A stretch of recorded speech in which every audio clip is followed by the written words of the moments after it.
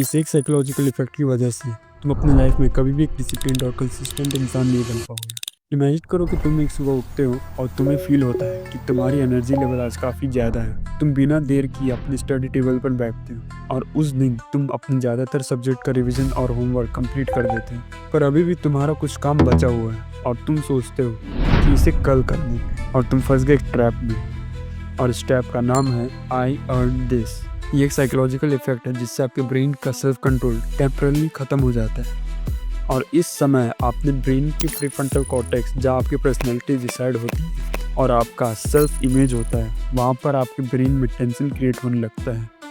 I am a good person and I did something bad के बीच में आपके subconscious में चल रहा होता है कि मैंने ये काम अच्छा किया तो मुझे कुछ रिवॉर्ड मिलना चाहिए, और ये रिवॉर्ड कुछ भी हो सकता है। नए कपड़े खरीदना, नई किताब खरीदना, बाहर घूमने जाना, जंक फूड खाना, फ़ोन देखना, मास्टरबेट करना।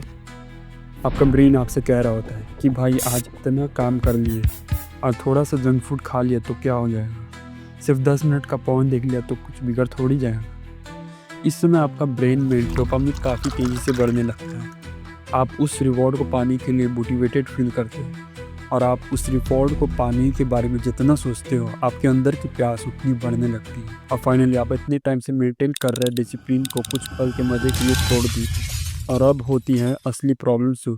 चूँकि इतना हाई अमाउंट ऑफ डोपामिन पिछले कितने दिनों से आपके ब्रेन को नहीं मिला था, तो अब आपके ब्रेन के अंदर बार बार क्रेविंग होने लगती है और आपका मन बार बार उसी चीज़ की तरफ खींचा चला जाता है, पर इस बार बिना किसी एफर्ट के, बिना डिसिप्लिन मेंटेन की और बिना किसी रीज़न के।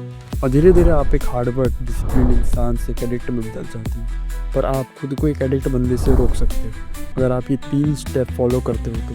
पहले स्टेप में आपको स्पॉट करना होगा आपके ब्रेन को।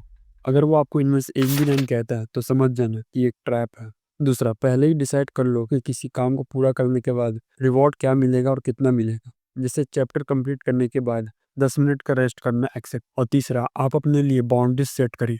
आपके रिवॉर्ड लिस्ट में वो काम बिल्कुल नहीं होना चाहिए जिससे आप कभी एडिक्ट थे या एडिक्ट होने का खतरा हो।